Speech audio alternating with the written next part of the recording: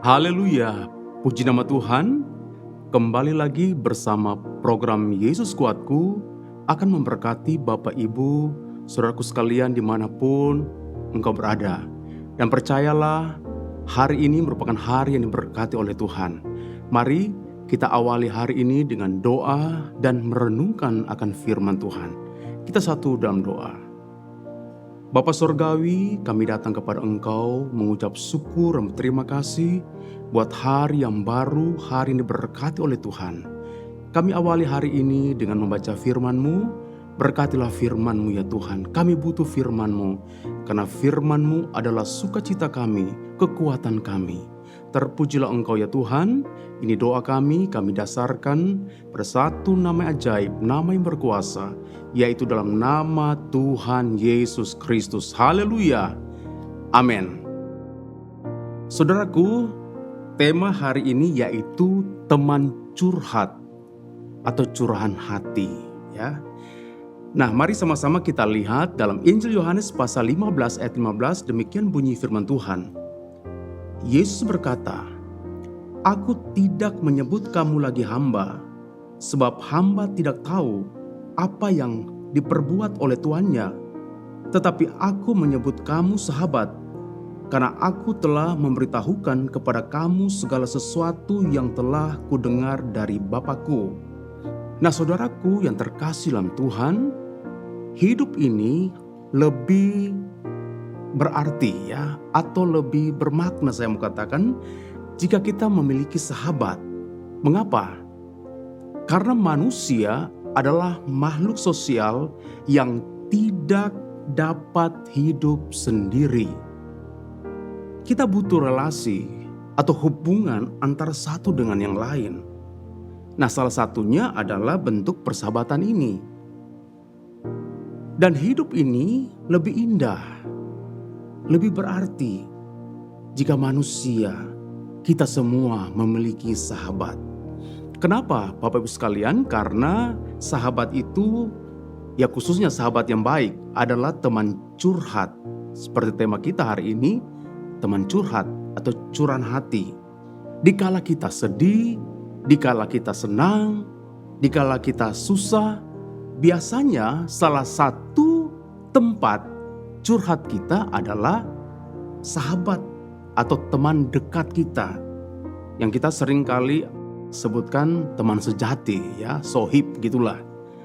Nah, coba kita lihat dalam kitab Amsal pasal 17 ayat 17 berkata, "Seorang sahabat menaruh kasih setiap waktu dan menjadi seorang saudara dalam kesukaran."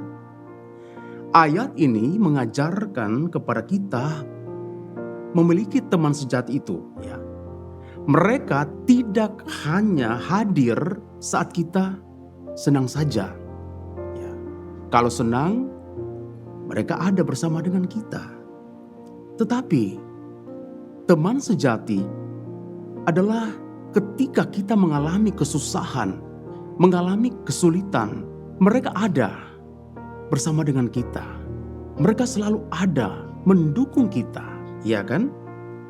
Dengan kata lain, kasih dan kesetiaannya itu akan teruji,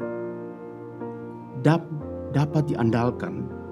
Jika mereka hadir, mereka ada saat kita berada di masa-masa yang sulit atau di masa-masa yang sukar.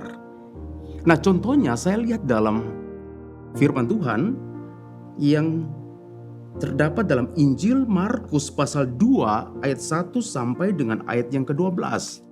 Kisah mengenai 4 orang yang membawa orang lumpuh melalui atap rumah gitu. Peristiwa itu terjadi di sebuah rumah atau di kota Kapernaum, wilayah Galilea. Kalau saudara baca di sana, dikatakan di situ, karena rumah itu dipenuhi orang banyak, keempat sahabat tersebut mereka naik ke atap ya. Mereka membongkarnya, kemudian menurunkan orang lumpuh itu di hadapan Yesus. Nah, peristiwa ini atau salah satu contoh ini menyoroti nilai persahabatan dan kuasa iman atau tindakan iman. Tindakan iman karena tidak bisa masuk melalui pintu ya akibat kerumunan orang yang pada saat itu berdesak-desakan. Tetapi keempat sahabat itu membawa temannya ke atas rumah dengan cara membuka sebagian atap, kemudian menurunkannya bersama tilamnya tepat di hadapan Yesus. Dan saudara lihat, dikatakan mujizat terjadi.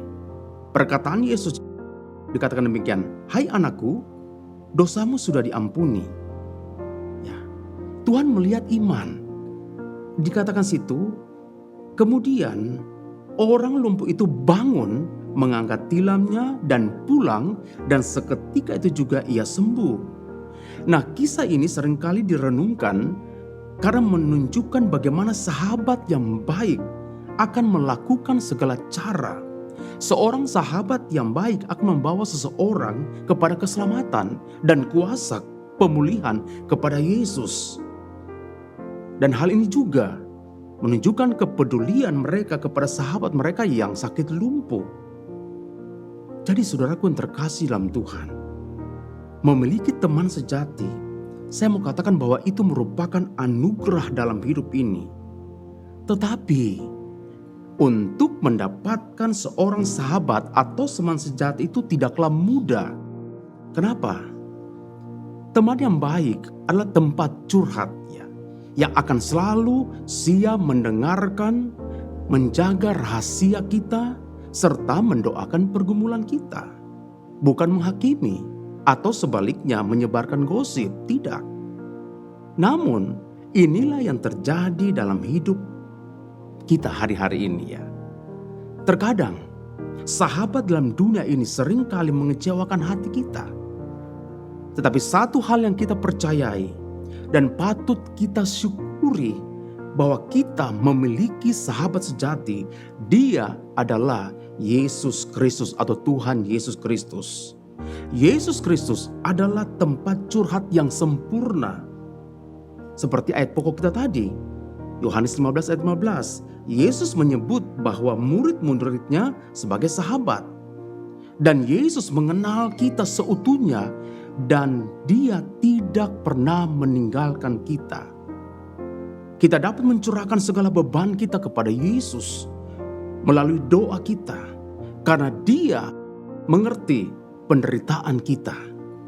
Filipi 4 ayat 6 berisi nasihat, dikatakan begini, "Janganlah hendaknya kamu khawatir tentang apapun juga, tetapi nyatakanlah dalam segala hal keinginanmu kepada Allah dalam doa dan permohonan dengan ucapan syukur." Ayat ini mengajarkan kita untuk mengganti segala kecemasan, kekhawatiran kita dengan doa dan rasa syukur kita kepada Allah. 1 Petrus pasal 5 ayat 7 di situ juga dituliskan, "Serahkanlah segala kekhawatiranmu kepadanya, sebab Ia yang memelihara kamu." Jadi ayat ini adalah janji dan ajakan bagi orang percaya untuk melepaskan segala beban hidup dan kecemasan kepada siapa? Kepada Tuhan Yesus Kristus. Karena Dia adalah sahabat kita, sobat kita yang sejati. Nah, karena kita tahu Dia sungguh-sungguh peduli, bahkan Dia dikatakan memelihara kehidupan kita semua. Bahkan ketika kita menyerahkan beban kita kepada Tuhan, Tuhan pasti menolong kita. Ya. Karena itu percayalah, Yesus adalah sahabat sejati kita.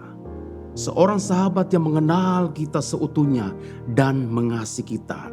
Bahkan bukti kasih Allah, Tuhan tahu ya persis apa yang sedang kita hadapi hari-hari ini. Dan Dia berkata, Dia sendirilah yang menanggungnya. Yesus tidak pernah meninggalkan kita. Bahkan Yesus memberikan nyawanya buat sahabat-sahabatnya. Karena itu, mari datanglah kepada Yesus dan mendekatlah kepada Dia. Luangkan waktumu untuk berdoa dan membaca firman Allah. Baca firman Allah setiap hari untuk memahami isi hati Tuhan. Haleluya. Puji Tuhan. Mari kita satu dalam doa. Terpujilah Engkau ya Tuhan, Allah yang kekal, Allah yang mulia, Allah yang maha kuasa, Allah yang tidak pernah tinggalkan kami. Engkau tidak pernah meninggalkan orang percaya. Karena Engkaulah sahabat kami, sahabat yang sejati. Oleh karena itu Tuhan, kami terus berharap sepenuhnya kepada Engkau. Kami terus percaya kepada Engkau. Haleluya. Kami bersyukur punya Yesus, punya firman-Mu. Berkatilah seluruh anak-anak-Mu, orang-orang yang percaya, orang-orang yang menaruh harap kepada Engkau. Kami percaya Tuhan akan memberkati kehidupan mereka. Terima kasih Tuhan, sepanjang hari ini kami serahkan hidup kami ke dalam tangan Tuhan. Berjalan bersama dengan Tuhan, bersama dengan pimpinan kuasa Roh Kudus-Mu. Terima kasih buat firman-Mu, terima kasih Tuhan Yesus. Ini doa kami dasarkan pada satu nama yang ajaib, nama yang berkuasa, yaitu dalam nama Tuhan Yesus Kristus. Haleluya, amin. Bersama Yesus, aku kuat.